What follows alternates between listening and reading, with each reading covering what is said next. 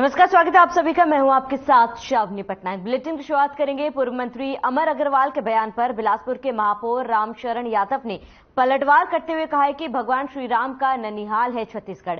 बता दें कि पूर्व मंत्री अमर अग्रवाल का कुछ समय पहले एक बयान सामने आया था, जिसमें उन्होंने कहा था कि छत्तीसगढ़ को वर्तमान कांग्रेस सरकार सनातन धर्म और संस्कृति का राजनीतिक लाभ उठा रही है, जिस पर अब बयानबाजी शुरू हो गई है।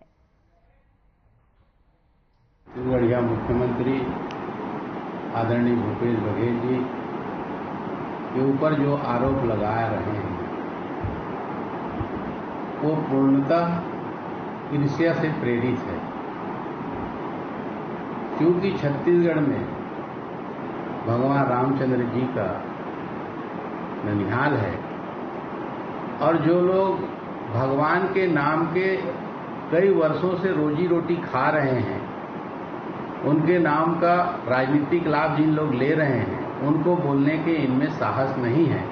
लेकिन जिन्होंने चंदखुरी को आज भगवान रामचंद्र जी का 52 फुट का प्रतिमा बना करके संवारने का काम किया है, पूजा अर्चना का काम किया है, वहां पर का भव्य मंदिर बनवाया है, तो क्या भगवान का पूजा करना, अर्चना करना राजनीतिक लाभ है? अगर ये राजनीतिक लाभ है तो हम सब लोग सनातनी हैं और हम भगवान की पूजा अर्चना करते थे, करते हैं और करते रहेंगे। और इस तरह का आरोप लगाना मिथ्या है, क्योंकि अगर इसको आगे मैं बोलूंगा तो लोगों को खराब लग जाएगा। कल ही संसद में पूरे बाबा जी लोग अंदर में गए थे, तो इसको हम लोग क्या समझें? अगर यहाँ पर हम लोग भगवान के मंदिर को, उनके ननिहाल को संवारने का काम कर रहे हैं, ये राजनीतिक लाभ है, तो संसद में सैकड़ों हमारे जो सनातनी धर्माचार हैं उनको ले जाना, ये क्या है?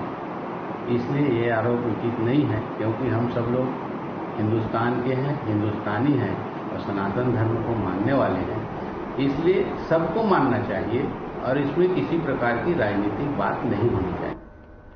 वहीं छत्तीसगढ़ के रायगढ़ जिले में 1 जून को राष्ट्रीय रामायण महोत्सव का आयोजन किया जाएगा, जिसको लेकर वरिष्ठ पत्रकार और साहित्यकार, कवि, लेखक, विश्लेषक डॉक्टर सतीश जायसवाल ने कहा है कि छत्तीसगढ़ के रायगढ़ में आयोजित श्री रामचरितमानस उत्सव के आरण्यकांड पर प्रस्तुतिकरण निसंदेह एक उत्कृष्ट प्रयास है।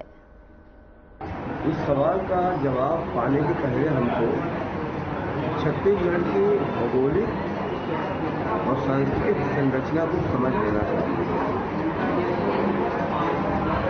अगर हम कोसल और दक्षिण कोसल को 2 हिस्सों में बांटें तो हम दक्षिण कोसल और दक्षिण कोसल की भौगोलिक संरचना समझें। 2 काफी बड़े जंगल दाएं और बाएं, अरण्य, 2 अरण्य, एक दंडकारण्य जो नीचे गिरता है और एक डांडोर या धार, और इनके बीच से महानदी निकलती है। ये ही छत्तीसगढ़ की भौगोलिक साथ में सांस्कृतिक संरचना। दंडकारण्य को राम का दक्षिणा पथ भी कहा गया और इसलिए राम वन पथ गमन का सारा जोर और केंद्र दक्षिण का यही हिस्सा, जिसको कि राम का दक्षिणा पथ कहा गया, वो सारा का सारा उस दंडकारण्य के अंतर्गत आता है, जिसकी बात अभी मैंने सांस्कृतिक संरचना के संदर्भ में की। इसलिए अरण्य कांड का महत्व अपने आप समझ में आ जाना चाहिए और कम से कम मैं तो उसको इसी संदर्भ में देखता भी हूँ और समझता हूँ। रायगढ़ का क्या प्रतीकात्मक अर्थ हो सकता है? छत्तीसगढ़ के रायगढ़ जिले में इसको आयोजित करने का कोई प्रतीकात्मक अर्थ भी होगा? अब इसको सीमित अर्थों में फिर नहीं देखना चाहिए कि हमने राम की धारणा को तो पकड़ लिया, अब उसको हम पूरे छत्तीसगढ़ में प्रचारित और प्रसारित करना चाहते हैं कि राम और राम का पथगमन हमारे लिए क्यों महत्वपूर्ण है। तो जगह जगह किया जाएगा। रायगढ़ मेरी समझ, मुझे तो जानकारी है नहीं, न दी गई है और शायद छत्तीसगढ़ सरकार समझती भी नहीं है कि किनको जब जानकारी दी जाए या ना दी जाए। लेकिन जो मैं अपनी समझ से देख पा रहा हूँ। वहीं PASA संस्थापक अध्यक्ष अजय सिंह ने रामायण महोत्सव पर कहा है कि सांस्कृतिक आयोजन से आने वाली पीढ़ी परिचित होती है। रायगढ़ में 3 दिवसीय रामायण प्रदर्शन और प्रतियोगिता है। इससे आने वाली पीढ़ी को क्या फायदा होगा? बहुत ही अच्छा एक प्रचार का माध्यम है और दूसरी तरफ आने वाली पीढ़ी को आगे बढ़ने का, सीखने का कुछ मौका मिलेगा। वहीं बिलासपुर के वरिष्ठ कांग्रेसी नेता दीपक साहू ने राष्ट्रीय रामायण महोत्सव पर कहा है कि सनातन धर्म और संस्कृति का राजनीतिक लाभ उठाया जा रहा है। राम हमारी आस्था में छत्तीसगढ़ का भाषा राम का आता है, माननीय मुख्यमंत्री भूपेश बघेल जी लगातार इस क्षेत्र की संस्कृति का भी प्रचार कर रहे, विकास कार्य कर रहे हैं। तो छत्तीसगढ़ की जो पुरातन संस्कृति को भी धरोहर से सहेज कर रहे हैं और रामायण का आयोजन जो छत्तीसगढ़ के गांव-गांव में पहले से हो रहा है और हर जगह होता है। इसको एक व्यापक रूप में राष्ट्रीय अंतर्राष्ट्रीय स्तर पर पहुंचाने का काम हमारे माननीय मुख्यमंत्री भूपेश बघेल जी कर रहे हैं। ये विपक्ष अगर कहना अन्य पार्टियों का कि राजनीतिक से भी बहुत ही गलत है, क्योंकि राम हमारे आस्था का प्रतीक है, पहले से ही चल रहा है। अचानक नहीं है कि आज सरकार बन गई तो आयोजन किया जा रहा है। ये आयोजन हमेशा होते रहे। हम सब कांग्रेस के लोग पहले से भी उन आयोजन में भागीदारी निभाते हैं। हमारे जितने भी विधायक मंत्री हैं आज सरकार में, वो अपने अपने क्षेत्रों में सक्रिय हैं। अंतर्राष्ट्रीय स्तर पर होता है, कभी न कभी तो शुरुआत होती है ना। तो आयोजन का जिम्मेदारी हमारे माननीय मुखिया भूपेश बघेल जी के नेतृत्व में होने जा रहा है। निश्चित ही हमारे प्रदेश का विकास अगर है तो भगवान राम का आशीर्वाद है उसमें। उनका जो वनवास का जो है लगभग 12 साल अधिकांश समय छत्तीसगढ़ में गुजरा है, तो छत्तीसगढ़ वासी उसको स्मरण कर रहे हैं अपने आदर्श को। तो इसके लिए राजनीति कहना मैं समझता हूँ गलत है, हमारी संस्कृति का ही हिस्सा है। 14 साल का वनवास था राम को और 14 साल का राजनिवास था भारतीय जनता पार्टी को। देखिए, इनका राजनिवास 15 साल इनको मिला था यहाँ पर। 15 साल छत्तीसगढ़ में इनको मिला, रमन सिंह के नेतृत्व में सरकार रही, पर इन्होंने सिर्फ राम का राजनीतिकरण किया। चाहे राम मंदिर के नाम पर हो, चाहे राम के किसी भी मामले में सिर्फ जय श्री राम का नारा लगाने से नहीं होता, उन आदर्शों पर चलना होगा। राम सादगी के प्रतीक है, राम प्रेम और स्नेह और सद्भावना के प्रतीक है। उस राम के आदर्श पर चलते थे स्थिति उनकी नहीं होती। उन्होंने सिर्फ राजनीतिक मुद्दा बनाकर लोगों को से वोट लिया और छत्तीसगढ़ को छला है, आज देश को छल रहे हैं भारतीय जनता पार्टी वाले। वास्तव में हम सब राम के सिद्धांत पर चलने वाली यदि पार्टी है तो कांग्रेस पार्टी है, जो गांधी के आदर्शों पर चलती है और गांधी जो है सबसे बड़े राम के भक्त रहे हैं। तो मैं समझता हूँ कि भारतीय जनता पार्टी ने जो गलत काम किया था उसका परिणाम उनको छत्तीसगढ़ वासियों। बिलासपुर की वार्ड पार्षद शहजादी कुरैशी ने रायगढ़ में आयोजित होने वाले राष्ट्रीय रामायण महोत्सव पर कहा है कि रामायण मेला का आयोजन भारतीय राष्ट्रीय सांस्कृतिक परंपरा है और सबके लिए साझा है। बिलासपुर वार्ड पार्षद का बयान सामने आया। सरकार जो कदम उठाई है वो आपसी भाईचारा के लिए एक बहुत मजबूत कदम है। आज के दौर में जब भगवान श्री राम का नाम लेकर लोग वोट बैंक की तैयारी कर रहे हैं, उस समय धार्मिक आस्था के रूप में, चूंकि बिलासपुर और छत्तीसगढ़ भगवान राम का ननिहाल है और ऐसे समय में इसके पूर्व की सरकारों को ये फैसला कर लेना था जो राम के नाम पर राजनीति करते हैं। हमारी सरकार तो राम जी के नाम पर एक अच्छा काम कर रही है और उसका स्वागत हम छत्तीसगढ़ वासियों के साथ साथ पूरे देश को करना चाहिए। वहीं बिलासपुर विधानसभा चुनाव क्षेत्र के लोकप्रिय विधायक शैलेश पांडे ने अपने जन्मदिन के अवसर पर मिल रही शुभकामनाओं और आशीर्वाद पर कहा कि नागरिकों ने ही उन्हें प्रतिनिधि बनाकर जिम्मेदारी दी है। विकास जितना भी किया जाए वो और नई संभावनाओं को प्रशस्त करता है। बिलासपुर हमारा एक ऐसा पहला शहर है जो पिछले 15 साल जो है जब भारतीय जनता पार्टी थी सब विकास के लिए तरसता गया।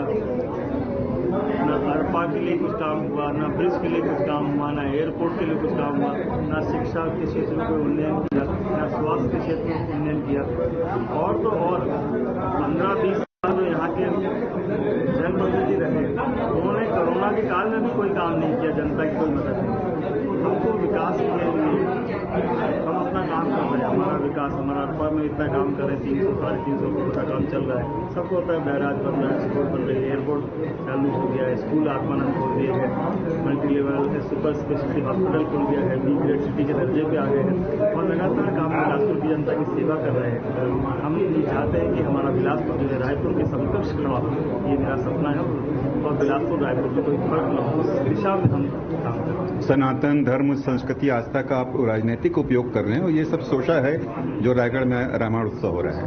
छत्तीसगढ़ की परंपरा सनातन धर्म संस्कृति हम सबकी परंपरा है और रायगढ़ में जो हो रहा है, क्योंकि भगवान श्री राम का ननिहाल है छत्तीसगढ़ और राम के लिए वोट मांगने वाले दूसरे लोग हैं। हम लोग भगवान राम को पाने के लिए भगवान राम की पूजा करते हैं। वो लोग भगवान राम का नाम लेते हैं वोट पाने के लिए, हम लोग भगवान को पाने के लिए राम का नाम।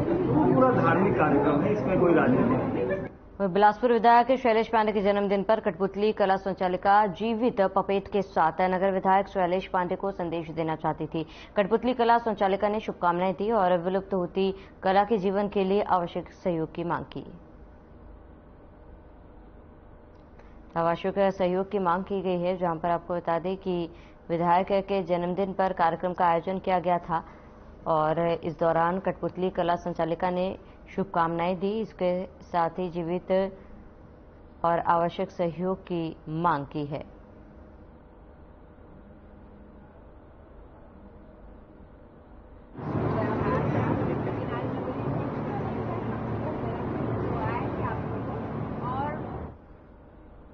वहीं बिल्हा विधानसभा चुनाव क्षेत्र के सिरगिट्टी मोहल्ले के नागरिकों को पीने योग्य शुद्ध पानी महीनों से नहीं मिल रहा है। यही हाल लाइट का भी है। वाई की महिला और पुरुष दोनों के आप पार्टी के पूर्व प्रत्याशी जसबीर सिंह के नेतृत्व में नगर निगम बिलासपुर के कमिश्नर कार्यालय को घेराव किया और वहां पर धरना प्रदर्शन किया है। वहीं आम आदमी पार्टी के पदाधिकारियों और कार्यकर्ताओं ने निगम कमिश्नर को प्रत्यक्ष चर्चा करने और समस्या को हल करने के अल्टीमेटम दिए। आप पार्टी के पदाधिकारियों और कार्यकर्ताओं ने कहा है कि शर्म और दुख की बात है कि करोड़ों रुपए खर्च किए जा रहे और बुनियादी सुविधाएं हासिल करने सड़कों पर उतरना पड़ रहा है।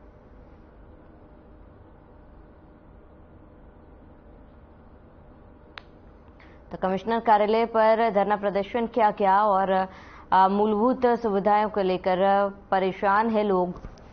ऐसे में आपको बता दें कि बिजली और पानी नहीं मिलने से लोग परेशान हैं, जिसको लेकर धरना प्रदर्शन किया जा रहा है।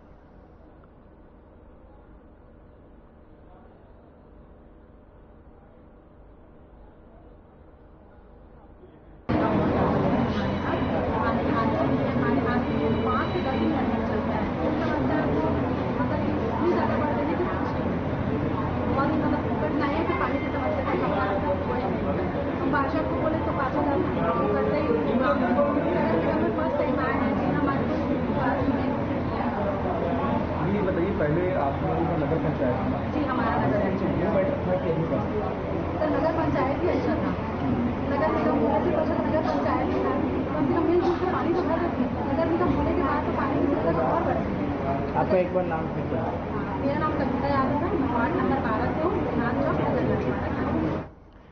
वहीं केंद्रीय मंत्री अर्जुन मुंडा मोदी सरकार के 9 साल पूरे होने पर प्रेस कॉन्फ्रेंस करने आए थे, लेकिन उनके पास भी मोदी की वायदा खिलाफी का कोई जवाब नहीं था। प्रदेश कांग्रेस अध्यक्ष मोहन मरकाम ने कहा है कि मुंडा वह नहीं बात बता पाए जो जनता जानना चाहती है। जब भी मोदी के द्वारा जनता से 2014 से किए गए वायदे की बात कही गई, बीजेपी नेता जुमलेबाजी करने लगते हैं। वाजपेयी ऐसा भाषण देते हैं जैसे 2014 के पहले भारत था ही नहीं। देश की सारी प्रगति मोदी के 9 साल में हुई, जबकि हकीकत है मोदी सरकार के 9 साल में देश में एक भी सार्वजनिक उपक्रम नहीं हुए। 22 सार्वजनिक क्षेत्र की बड़ी कंपनियों मोदी सरकार ने बेच डाला। मोदी के शासनकाल में देश की सिंचाई सुविधा बढ़ाने के लिए एक भी सिंचाई का बड़ा बांध नहीं है। 400 से अधिक ट्रेनें बंद कर दी गई है। यात्री सेवा के नाम पर महंगी वंदे भारत चलाया, वह भी दम तोड़ रही है।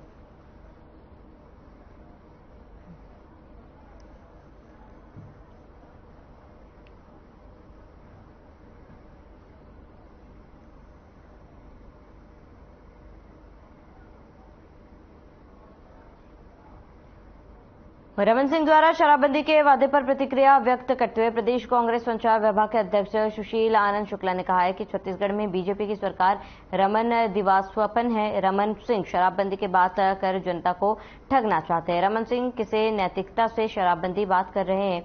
छत्तीसगढ़ में शराबबंदी का सरकारीकरण रमन सिंह ने किया था। रमन राज में छत्तीसगढ़ प्रति व्यक्ति शराब की खपत में गोवा के बाद पहले नंबर पर था। रमन सिंह शराबबंदी की बात कर जनता में भ्रम फैलाना चाहते हैं। छत्तीसगढ़ में शराब बिक्री का सरकारीकरण करके गांव-गांव गली-गली में शराब की नदी बहा देने वाले रमन सिंह आखिरकार किस मुंह से शराबबंदी की वकालत करते हैं।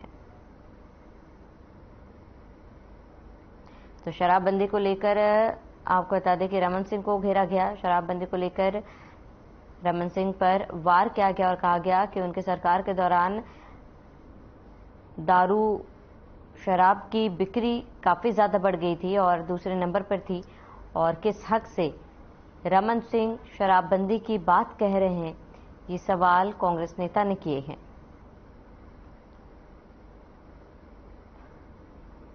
तो रमन सिंह पर निशाना साधा गया। शराबबंदी को लेकर कई आरोप लगाए गए।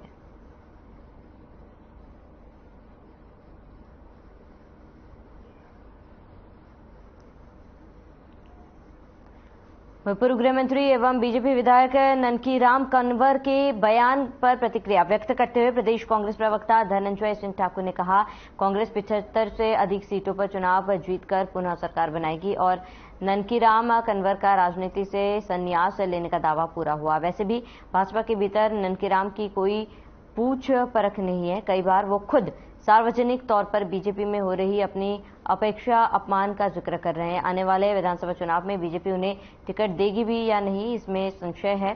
पूर्व गृह मंत्री ननकीराम कन्वर को पता है कि 2023 के विधानसभा चुनाव के लिए बीजेपी के पास ना तो मुद्दा है ना नेता है। ऐसे में बीजेपी की करारी हार का आकलन वो कर चुके हैं।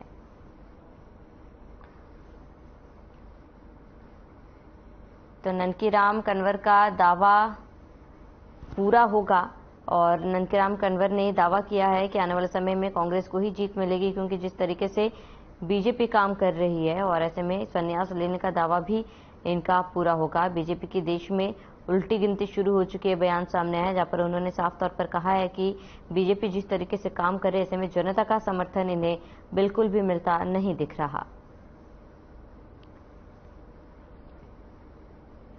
तो बीजेपी कि देश में उल्टी गिनती शुरू हो चुकी है।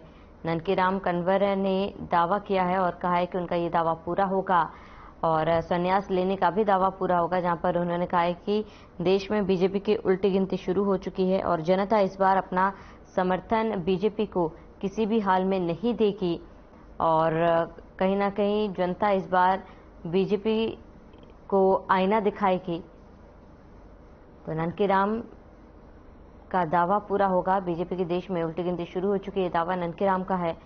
उन्होंने कहा है कि संन्यास लेने की बात भी उनकी पूरी होगी।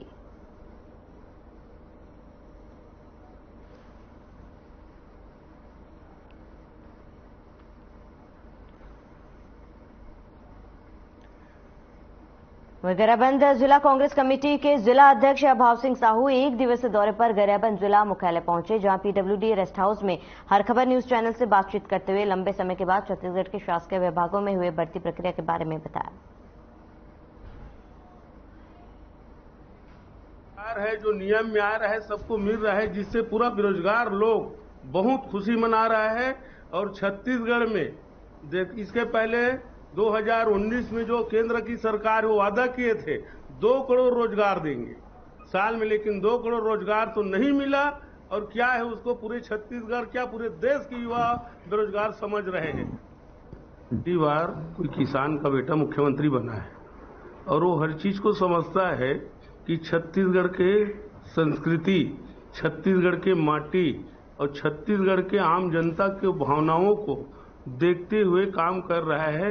इसलिए ये सब समस्या छत्तीसगढ़ का दूर हो रहा है, बेरोजगारों की समस्या को दूर किया जा रहा है छत्तीसगढ़ का सरकार। मैं सोचता हूं तो बीजेपी के कार्यकर्ता लोगों के बारे में क्या बोलूं, क्योंकि छत्तीसगढ़ का संस्कृति गांव किसान, गरीब, मजदूर से जुड़ा हुआ है। हम लोग छत्तीसगढ़िया है, उन लोग है या नहीं मैं तो नहीं बोल सकता, लेकिन हम छत्तीसगढ़िया है, गांव के निवासी है और गौठान गांव का है। हम लोग पहले उसको जब छोटे थे तो खड़खा डार के रूप में जानते थे। गौठान शुरू से है, लेकिन गौठान में पैरा का व्यवस्था नहीं था, पानी का व्यवस्था नहीं था।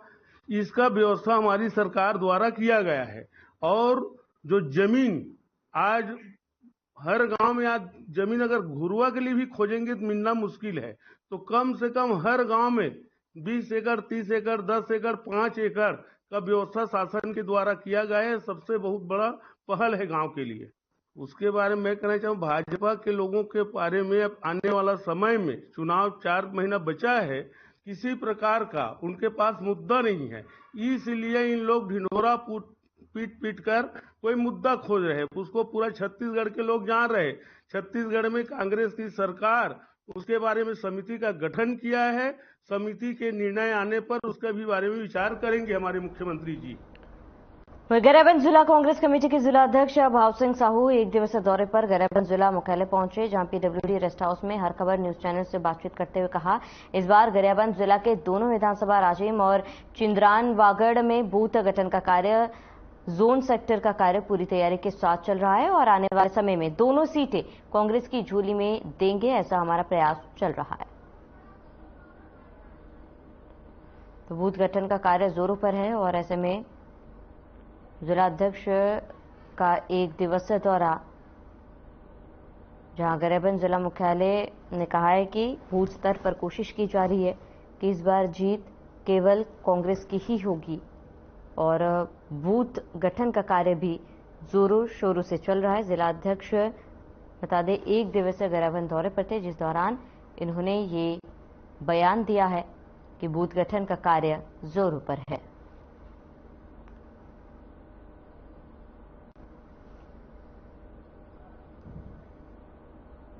प्रदेश कांग्रेस कमेटी के निर्देश में और हमारे माननीय मुख्यमंत्री के निर्देश में हम लोग बूथ कमेटी का गठन प्राय हो गया है, बूथ जोन सेक्टर सभी का, और हम लोग पूरा तैयारी में हैं और आने वाला समय में हम दोनों सीट कांग्रेस के झोली में देंगे, ऐसा हम लोगों का प्रयास चल रहा है पूरे कार्यकर्ता भाइयों के साथ, और तालमेल के साथ चुनाव लड़ेंगे। और लोकसभा भी इस समय राहुल जी के हाथ को मजबूत करेगा हमारा महासमुंद लोकसभा। हमारी प्रदेश कांग्रेस कमेटी